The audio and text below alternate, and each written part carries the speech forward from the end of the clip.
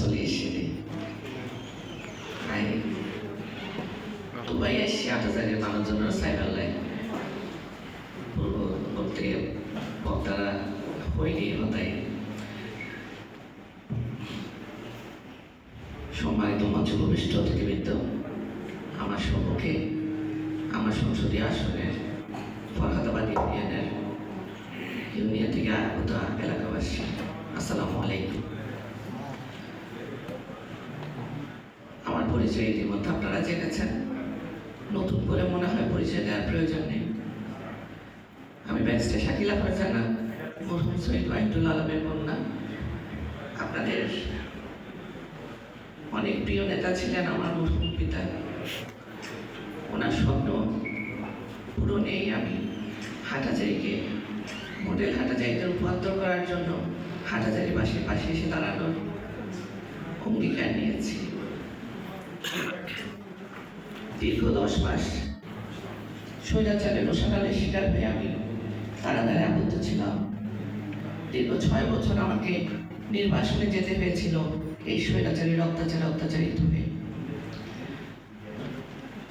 এরপর আমি 5ই আগস্ট যে ছাত্র জনতার বিপ্লব হয়েছে, সেই বিপ্লবের পরে আপনাদের সেবার উদ্দেশ্যে আপনাদের পাশে এসে দাঁড়ানোর জন্য আমি আবার দেশে ফেরত আসি।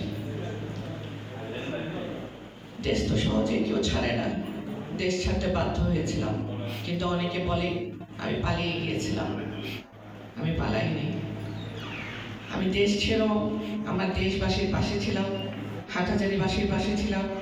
আমার দলের সকল কর্মসূচিতে আমার নেতৃবৃন্দ, আমার কর্মীরা অংশগ্রহণ করেছিল।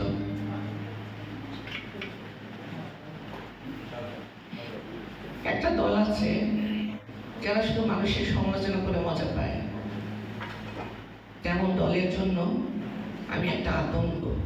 আমি যেখানে যাই না কেন, যেখানে বসি না কেন, সে ভয়ে আতঙ্কিত হয়ে থাকে।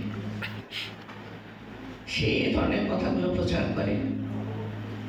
আমি এসব প্রচারে বিশ্বাসী না, তাই আজকে জবাব দিতে বাধ্য হলাম। স্বৈরাচার সরকার তাদের অভ্যাসই হচ্ছে পালিয়ে যাওয়া। 71 সালে পালিয়েছিল, আবার 2024-এ পালিয়েছে। তারা তাদের নেতাকর্মীদের বিপদে ফেলে পালায়।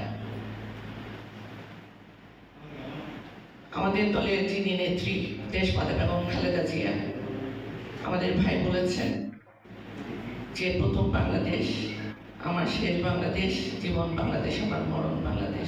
ওনার কথাটা আমার খুবই পছন্দ হয়েছে, যে উদাহরণটা আমাদের দেশমাতাকে নিয়ে দিয়েছেন। আমাদের দেশমাতা সকল অবস্থায় দেশে অবস্থান করেছিলেন।